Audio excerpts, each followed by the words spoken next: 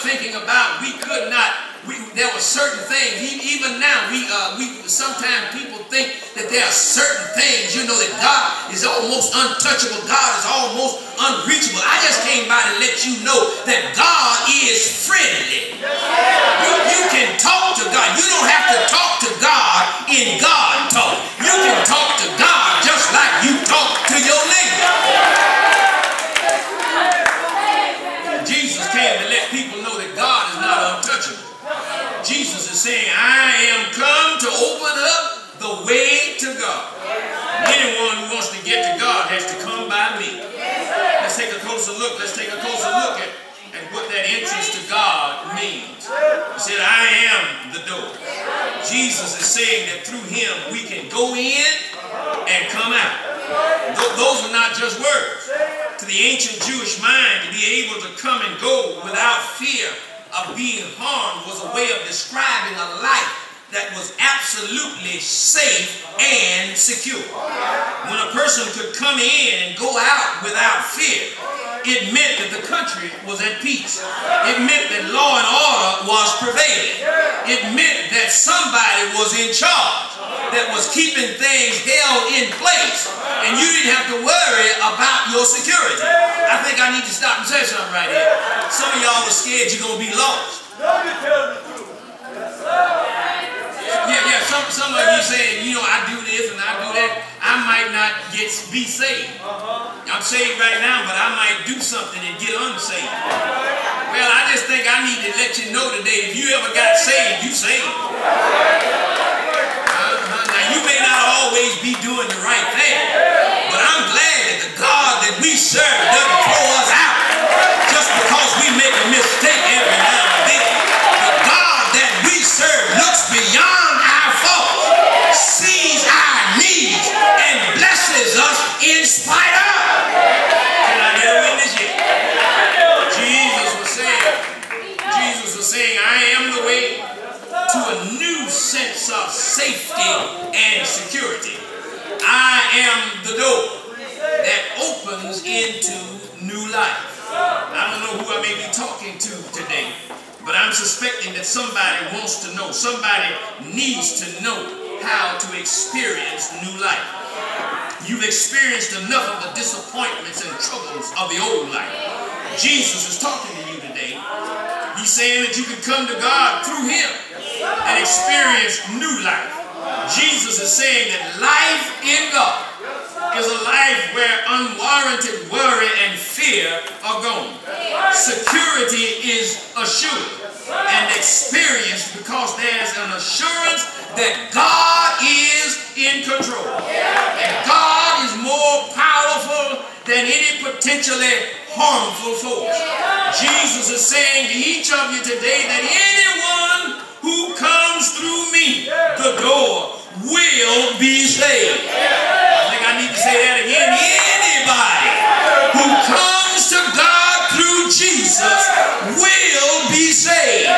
You ain't got no sin that's so great that God can't save you, and he saves you while you're a sinner. Somebody needs to hear that today, because somebody's been fooled into thinking that they got to get right before they can be saved. No, God saves you while you're messed up. Then he begins to work on you. Work on you to clean you up. Anybody ever seen a newborn baby? I ain't talking about after the hospital folk done had fixed it up. I'm talking about a newborn baby. I'm talking about one just come out. All y'all running around talking, how cute he is, every day, the ugliest thing I've ever seen in my life. Let's be real, ain't nothing cute about no baby. Got all that stuff over them and all wrinkled up. And they kind of light skinned, you don't know what color they are.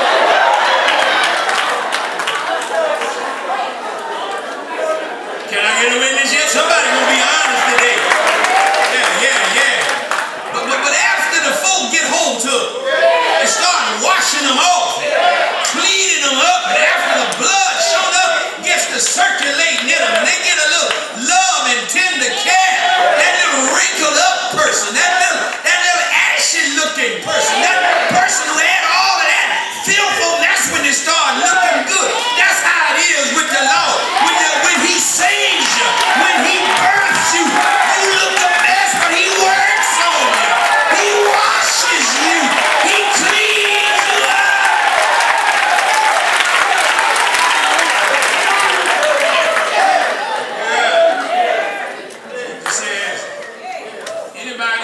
comes through me, the door will be saved. He or she will be saved. He or she will be delivered from the bondage brought on by fear and panic.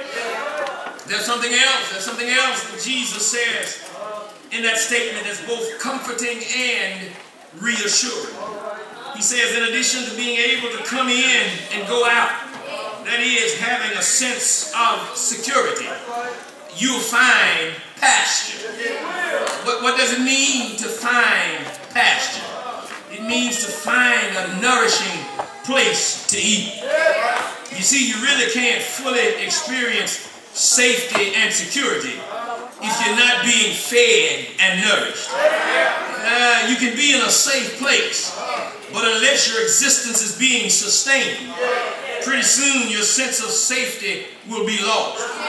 Jesus says, if you come in through me, I'll see that you're fed. I'll get you some wholesome nourishment. I'm just about through now, y'all, but I need to tell you two more things before I take my seat. First of all, Jesus gives us a warning. He warns us to be on the alert for the enemy. He warns us to be on the alert for the thief. The thief, Jesus says, comes to kill, steal, and destroy. You know who the thief is, don't you? You know who the enemy is, don't you? He's the devil. The enemy is Satan. And you need to watch out for the devil, because the devil is tricky. The devil is deceitful.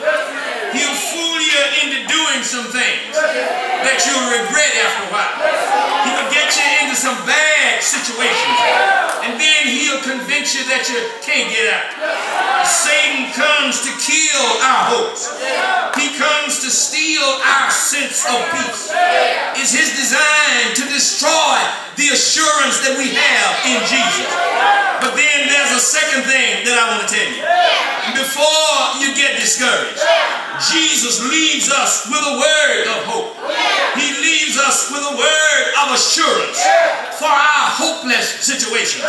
If you're caught up today and think that you can't get out, Jesus has a word of hope for you. He says, even though Satan comes to steal, to kill, and to destroy, I have come so that you can have life, so that you can have it more abundantly. I have come so that you can have life, and have life to the full. You see, Jesus wants you to experience peace right now. He wants you to experience peace in the midst of your storm. He wants you to experience the power of God in your life right now. He does not promise that storms won't come. He does not promise that troubles won't come. But he does promise that in the midst of your storm, in the midst of your troubles, he says, I will be right there with you. No matter what the roadblocks are, no matter what the hindrances and the troubling situations may be, Jesus says, I will never leave you, nor will I forsake you. I'm glad that I know that he will stay by your side. I'm glad that I tried him and I found out that he's loyal to his word. You see, I've been in some troubling situations. I've been in some stormy situations. I've been in some places where